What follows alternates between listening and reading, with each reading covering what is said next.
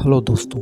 तो हर साल 1 फरवरी को फाइनेंस मिनिस्टर के द्वारा देश का बजट संसद में पेश किया जाता है, जिससे हमें जानकारी मिलती है कि सरकार को कितना रेवेन्यू आ रहा है और देश की जनता की भलाई के लिए कितना पैसा खर्च कर रही है। तो इस तरह 1 फरवरी 2024 को फाइनेंस मिनिस्टर निर्मला सीतारमण जी ने देश का बजट प्रस्तुत किया, लेकिन फ़र्क केवल इतना था कि ये कोई आम बजट नहीं, ये एक interim budget. I present the interim budget for 24-20. तो चलिए समझते हैं क्या होता है ये इंटरिम बजट और ये किस लिए इम्पोर्टेंट है।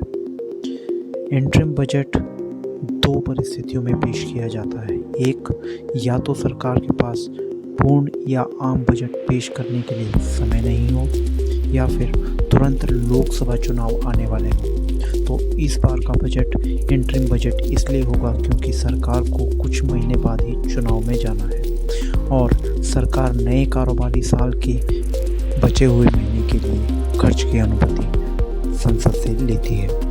यह छठा मौका होगा जब निर्मला सीतारमण जी संसद में बजट पेश करेंगी और यह उनका पहला इंटरिम बजट होगा। तो चलिए आज इस वीडियो में समझते हैं क्या खास है इस नए बजट में आपके लिए, आम जनता के लिए, और पिछले बजट में जो वादे किए गए थे कितने पूरे हुए और क्या उनका रिजल्ट रहा।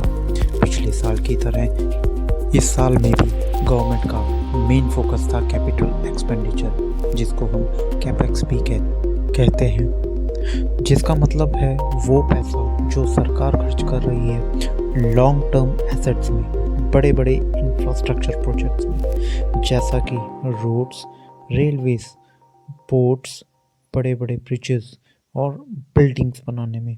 पिछले साल सरकार ने इन पर एक्सपेंडिचर काफ़ी बढ़ाया था, जो कि अप्रॉक्स 33 to 35% इंक्रीज किया था और सरकार ने 10 लाख करोड़ रुपए एलोकेट किए थे। हालांकि सरकार ने सारे के सारे 10 लाख करोड़ रुपए खर्च नहीं किए, लेकिन पिछले साल जो एक्चुअल स्पेंडिंग थी वो केवल 9.5 लाख करोड़ रुपए की थी। लेकिन इस साल इसे 11.1% से और अधिक बढ़ाया गया है, यानी कि 11.11 लाख करोड़ रुपए इस साल खर्च करने का प्लान बनाया है। इसके पीछे का कारण बहुत सिंपल है, क्योंकि सरकार जितना ज़्यादा पैसा देश के इंफ्रास्ट्रक्चर प्रोजेक्ट पर खर्च करती है, देश की इकोनॉमिक ग्रोथ उतना ज़्यादा होगी और उतना ज़्यादा एम्प्लॉयमेंट क्रिएशन होगा। लोगों को नई नौकरियां मिलेंगी जब देश में बड़े बड़े ब्रिजेस, डैम्स, रोड्स बनेंगे। और इसमें फाइनेंस मिनिस्टर का कहना है कि ये एक्सपेंडिचर पिछले 4 सालों में देश का कैपिटल एक्सपेंडिचर के 3 गुना बढ़ चुका है। अब अगर हम बात करें रेलवेज़ की, तो रेलवेज़ के लिए ये बजट 2.55 लाख करोड़ एलोकेट किया गया है और इसमें 3 नए कॉरिडोर भी अनाउंस किए गए हैं। पहला energy, mineral and cement corridor, port connectivity corridor and high traffic density corridor. और इस बजट में 40,000 नॉर्मल रेल बोगीज़ को वंदे भारत के स्टैंडर्ड में कन्वर्ट किया जाएगा। इस बजट में रेलवे के एलोकेशन पिछले साल के 2.41 लाख करोड़ से कहीं अधिक ज़्यादा है। चलिए आशा करते हैं कि पिछले साल जैसे रेल हादसे इस साल नहीं होंगे। अगर बात करें हम एग्रीकल्चर की, तो सरकार ने 1.27 लाख करोड़ का बजट इसके लिए एलोकेट किया है, जिसमें सरकार ने अनाउंस किया है आत्मनिर्भर ऑयल सीड्स अभियान और फोकस किया है नैनो डीएपी जैसे फर्टिलाइज़र पे। नैनो डीएपी मतलब नैनो डाई अमोनियम फॉस्फेट। ये एक टाइप का इको फ्रेंडली फर्टिलाइज़र है। इसमें 8% नाइट्रोजन और 16% फॉस्फोरस है।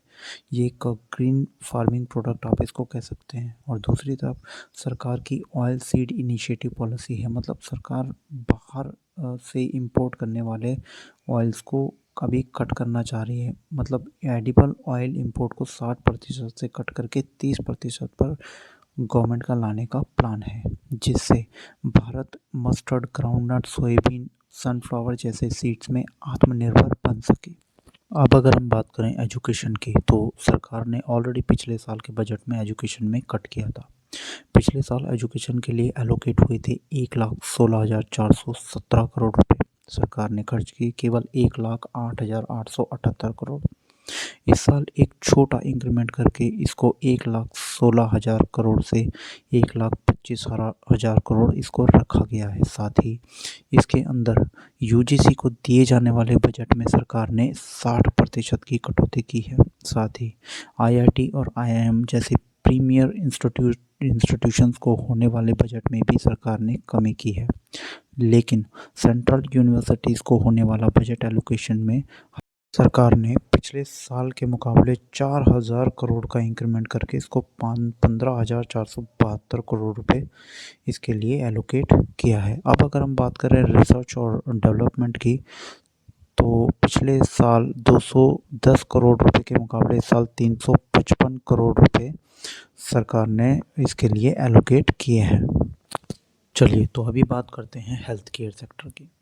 इसमें पिछले साल सरकार ने 89,000 करोड़ रुपीस एलोकेट किए थे, लेकिन अगर खर्चे की बात करें तो सरकार ने खर्च किए थे केवल 79,000 करोड़ रुपए। इस साल सरकार ने 89,000 करोड़ की जगह इसमें एलोकेट किए हैं 90,000 करोड़।